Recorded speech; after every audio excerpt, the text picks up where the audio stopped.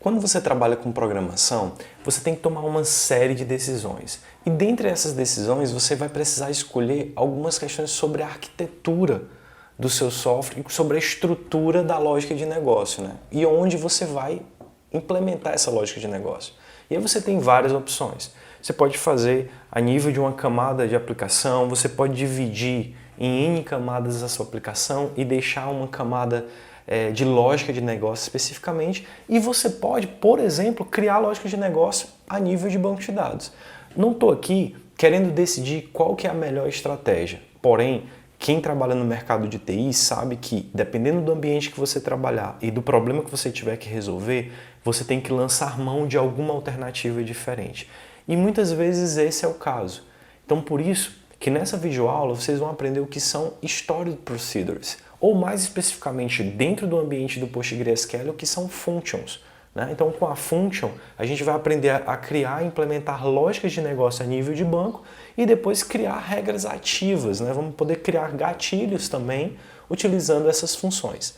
Então, se você quiser aprender como criar Functions em banco de dados, vem comigo.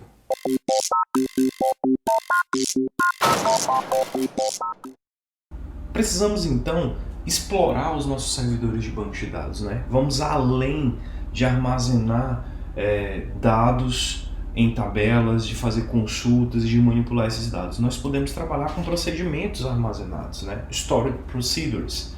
E é isso que a gente vai conhecer agora.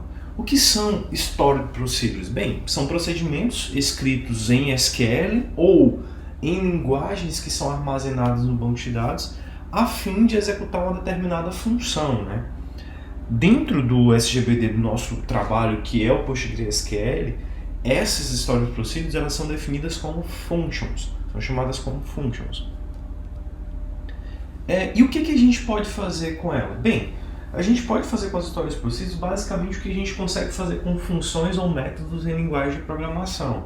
Tem um pouco mais, elas são um pouco mais restritas, mas a gente consegue fazer muita coisa da lógica de negócio dentro dela. E a gente pode, por exemplo, com elas, fazer consultas, retornar valores, realizar alguns cálculos e retornar ou não esses valores se você quiser, chamar outros procedimentos. Você pode acionar regras ativas dentro de um determinado servidor de banco de dados com um gatilho, por exemplo, e fazer muito mais. Você pode fazer auditoria, criação de valores de auditoria dentro de uma tabela. Então, é uma infinidade de coisas que podemos fazer com as Functions ou Stored Procedures. Bem, linguagens procedurais. O PostgreSQL ele acaba nos permitindo utilizar funções que são definidas em outras linguagens, além do SQL. Porque o SQL tem todas as suas limitações. Por exemplo, o SQL não possui estruturas condicionais e nem estruturas de repetição, que são extremamente úteis em qualquer linguagem de programação de alto nível. E essas linguagens elas são genericamente chamadas de linguagens procedurais. Então, no caso de uma função escrita na linguagem procedural, o servidor de banco ele acaba não conhecendo muito sobre os detalhes de como funciona o código dessa função. Em vez disso, ele transfere essa responsabilidade para um tratador especial, para um compilador especial dessa linguagem dentro desse banco. E aí o PostgreSQL, assim como o Oracle e como o SQL Server e todos os demais que trabalham com Stored Procedures, eles dão suporte a algumas linguagens. O Postgre trabalha mais especificamente com a linguagem chamada PL/PGSQL. Ela é uma linguagem bem similar à linguagem que o Oracle trabalha, que é a linguagem PL/SQL. E esse projeto dessa linguagem tem alguns objetivos. Então, eles tentaram criar uma linguagem que pudesse adicionar estruturas condicionais e estruturas de repetição à linguagem SQL. Então, a PL/PGSQL faz isso, ele dá condições de trabalhar com if, com else, com for.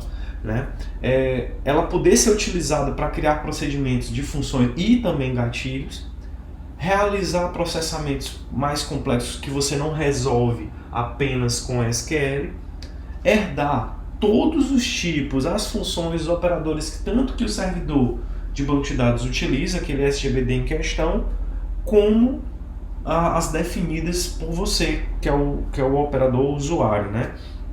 Ele também tem um objetivo de ser fácil de utilizar, uma linguagem fácil de utilizar. Então vamos pensar numa pequena degustação. Imagina se você tivesse uma tabela de funcionário bem simples, né? Com 3 atributos aí, 3 colunas. Eu teria um código, um nome e uma situação. E eu quisesse fazer uma manipulação nela para ele me retornar os resultados assim, né? Eu tenho Ana, Paulo e Maria, e eu tenho a situação A de ativo, né? E I de inativo. Mas eu queria, em vez de retornar A e I, retornasse usuário ativo e usuário inativo. Como é que a gente poderia fazer isso dentro de um ambiente que trabalha com Story Procedure? Eu criaria uma função, possivelmente com esse código aí, com essa estrutura. Vocês vão observar que tem uma estrutura interessante, parecida com o que a gente trabalha no DDL. Por exemplo, eu trabalho ali com o Create, e aí eu tenho, do jeito que eu tenho lá o Create Table, eu passo a ter um Create Function, né? E eu tenho uma estrutura até de begin e end, de linguagens de programação até mais antigas, né? Que a gente não está mais acostumado a definir. Por exemplo, em Java a gente tem até um begin e end, mas em formato de chaves, né? Então, a gente vai explorar um pouco a estrutura desse código para vocês conhecerem como é que funciona uma function em PostgreSQL. A primeira coisa que a gente tem que observar é a assinatura dessa function. Então, eu falei que para criar uma função, você vai lá, create or replace function. Esse or replace, ele é opcional. É porque você já adiciona isso aí, assim como eu tenho lá no comando da view, porque eu posso ficar fazendo alterações no comando interno e não precisar apagar e criar novamente, ele só substitui. Isso vale para a function. A function ela tem uma assinatura que você tem que informar o nome dela, os parâmetros que ela recebe e o valor de retorno. Então, se você observar, eu nomeei essa função de retorno nome funcionário, é o nome dela. Claro, do mesmo jeito, não estou usando caracteres especiais, não estou usando espaço. Os parâmetros, eu defino o nome de uma variável e um tipo de dado. E eu posso criar os tipos de dado como qualquer tipo que seja suportado pelo servidor. E ela também pode retornar qualquer tipo suportado. Então, nesse caso, eu utilizo essa palavra reservada returns e utilizo aí dizendo que eu estou procurando pelo ID do funcionário e estou retornando um texto, tá? Então, essa é a assinatura de uma function. E aí vocês podem observar que apareceu uma estrutura interessante, diferente, né? Que são cifrões duplos, tanto no início como no final desse código. E eles são usados para limitar o corpo da função, né? Então, para o banco saber que aquilo ali trata-se de uma function e ele vai entregar isso aí para o tratador específico da linguagem que está embutida nesse servidor, ok? Aqui, inclusive, eu defino no final, na última linha, language PL PGSQL. Isso aqui me especifica a linguagem que eu vou utilizar. E por que eu faço isso? Porque o servidor PostgreSQL ele pode trabalhar com outros tipos de linguagem, que não seja só a PL PGSQL. Então você especifica isso e o cifrão vai marcar o que é que pertence do corpo da função. E ele é obrigatório. Você poderia usar aspas, mas aí por conta de usar aspas dentro do código pode dar problema, né? Fica muito confuso, então o pessoal definiu o uso de cifrão. Você notou também que eu tenho uma cláusula declare, e essa cláusula ela é autoexplicativa, né? Ela serve para você declarar as variáveis que você vai utilizar na sua função. Então, toda variável que você for usar, né, com exceção aqui do parâmetro que você recebe, você vai colocar aqui no corpo desse declare. Então, eu declarei aqui nome e situação do tipo texto. Por que eu coloquei texto? Primeiro, porque vai responder ao que eu estou procurando resolver na minha lógica. E segundo, porque são os tipos que são aceitos pelo banco. Então, se fosse um valor numérico, eu poderia usar o inteiro, o numeric, né? O serial, que pertence dentro do SGBD PostgreSQL. Nesse caso de texto, eu posso usar varchar, eu posso usar texto e qualquer outro tipo, char, que seja dessa categoria.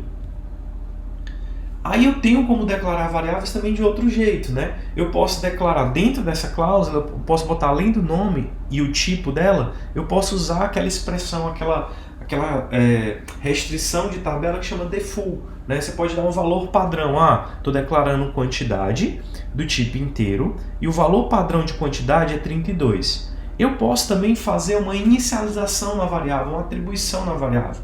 Então eu posso declarar a variável e no ato da declaração dela, eu atribuo com esses 2 pontos igual um valor para ela. Nesse caso, para a URL, eu estou passando uma string aqui, né?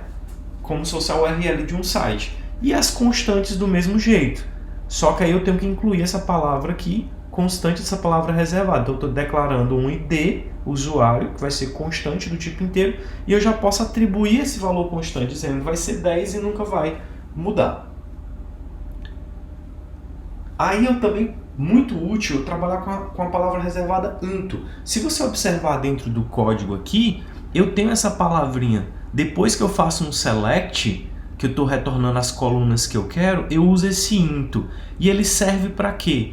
Para atribuir o resultado desse select para alguma variável. Veja que eu declarei anteriormente nome e situação. Fiz um select na tabela funcionário que eu estou buscando lá o nome e a situação, que são as colunas dessa tabela, 2 colunas da tabela. E eu estou atribuindo para essas variáveis. Então, o into faz essa atribuição implícita aqui, pegando o nome do funcionário e jogando para cá, e pegando a situação dele e jogando para cá. Ok? Aqui está com cedilha e com tio, porque acabou digitando errado aqui, o corretor corrigiu, beleza? Mas não tem esses caracteres especiais. Um outro tipo muito utilizado em functions é o tipo especial record, é um registro, né? Elas não possuem, são variáveis que não possuem uma estrutura pré-definida. Eu costumo dizer que são variáveis dinâmicas, né? E elas assumem a estrutura da linha para a qual são atribuídos o resultado de um select ou de um for. Então, lembre-se, toda vez que você faz uma consulta, você faz um select no banco, ele vai te retornar alguma coisa. Mesmo que ele não te retorne nada, isso significa que ele está retornando uma tabela vazia. Então ele está retornando um registro vazio. E esse registro que ele retorna para você, ele precisa ser armazenado em algum lugar. E, por exemplo, você pode utilizar uma variável record para receber o resultado desse registro, tá? E esse valor dessa variável sempre vai mudar a cada atribuição que ela receber. Exemplo do uso dessa variável. Então, digamos que eu criei uma outra função que vai retornar o nome do empregado baseado no seu ID. Eu estou passando um ID do empregado e eu estou buscando o nome dele.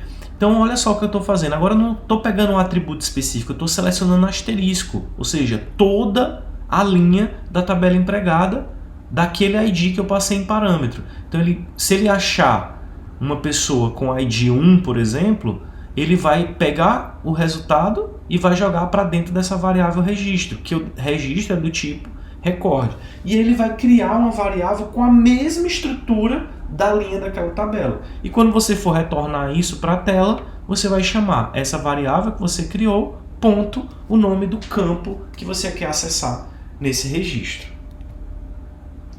Outros tipos de variáveis especiais. Bem, nós vimos aí os tipos convencionais, nós vimos o tipo record e nós temos outros 2 tipos, que é o role type e o type. O role type é quando você quer criar uma variável que seja um registro, né, idêntico a de uma tabela específica. Então, digamos que você tem uma tabela cliente. Aí você quer criar uma variável com as mesmas colunas que cliente tem. Então você diz cliente porcentagem role type. E você pode usar o type quando você quiser criar uma variável que você defina que ela seja de um mesmo tipo de uma coluna de uma dada tabela. Então você quer criar uma variável do mesmo tipo de CPF de cliente. Então você botaria aqui cliente.cpf porcentagem type. Então como é que isso aqui funciona? Nesse exemplo, eu quero pegar o nome e o sobrenome do autor a partir do seu código. E aí eu posso declarar, por exemplo, uma variável autor ID, que ela vai ser do tipo do ID que está lá dentro da tabela autor, e vou criar uma outra found autor, né, que vai ser uma linha, né? Então nesse caso vai ser tipo um record. uma linha que vai ser idêntica à tabela autor. Nesse caso, quando você cria assim, ela não vai mudar a estrutura, ela sempre vai ser uma variável estática. Diferente do record. Do record, se você usar ela uma vez e atribuir um valor, ela tem uma cara. Se você usar ela mais na frente no seu código, ela muda a sua estrutura e se adapta para aquela última atribuição que foi feita.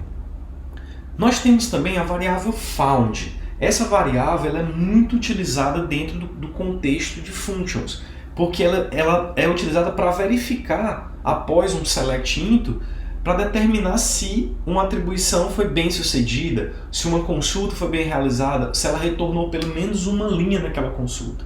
E eu digo mais, ela pode ser usada mais do que com select, ela pode ser usada após um insert, um delete ou um update. Tá? Então, se você observar aqui, nessa função retorna empregado, eu vou fazer um select para procurar os empregados que tem um ID, por exemplo, o ID 333, que foi o que foi passado em parâmetro aqui. Quando ele resultar esse select, quando ele realizar esse select, como eu falei, toda consulta retorna algum valor, nem que seja um registro vazio. Então, ele consultou e jogou com um into para dentro dessa variável registro. O found vai me dizer, se ele encontrou, ele guarda a informação lá true. Se não, ele retorna false. Então, depois de eu executar essa linha, eu pergunto para ele, você não encontrou? Se você não encontrou, então diz que o empregado que não existe. Então, isso é muito útil. Vocês vão ver nos exemplos que a gente vai fazer que ele é muito útil na confecção de functions.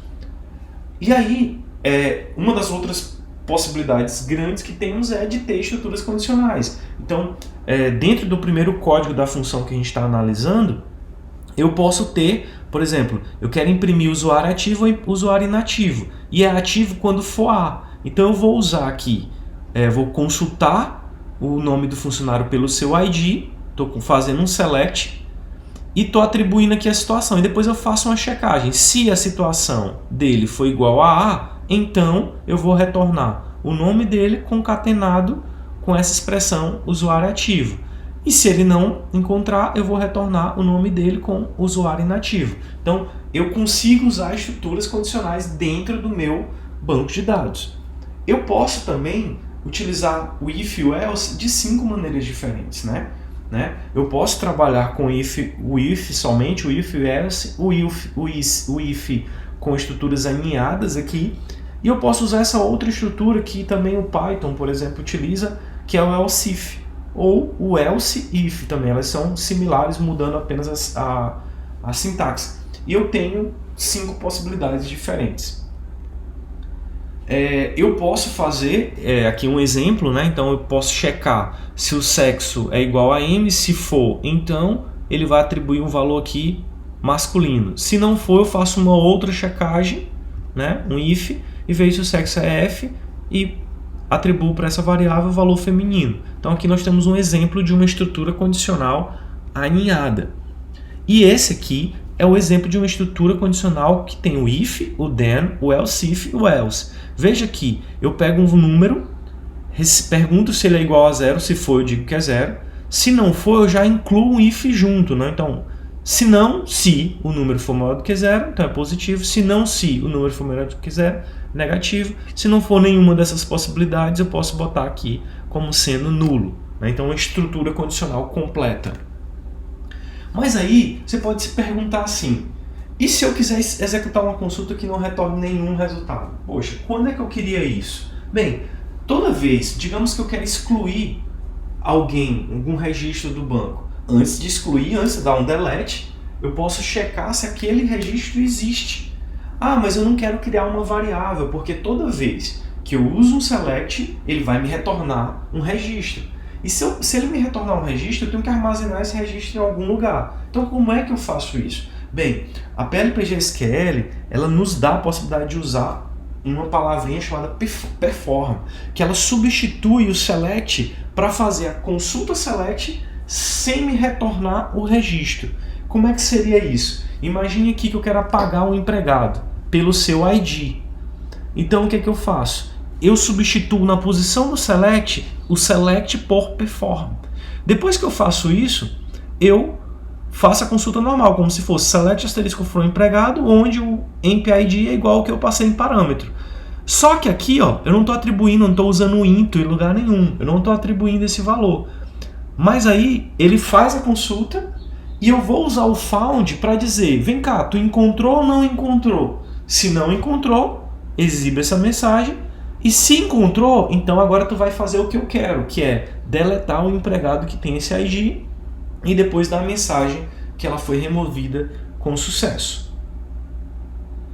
Aí a gente tem a possibilidade também dos retornos das funções. Vocês viram aqui que na assinatura da function, além do nome e dos parâmetros, eu tenho que retornar um tipo. Então nesse caso eu estou retornando text. E aí, ó, eu sempre vou usar essa palavra reservada return ao final do meu código para poder retornar o valor e sair do escopo da função. E aí eu tenho também o return next, porque tudo que a gente está fazendo agora são consultas, todos esses exemplos nessa aula, que retornam apenas um valor, né, um registro. Mas se eu tiver mais de um registro que satisfaçam a condição, isso eu vou retornar o que a gente chama de set off. Eu vou retornar um conjunto de linhas, né? E se eu estiver trabalhando com set off, eu vou precisar utilizar, em vez de o return só, o return next.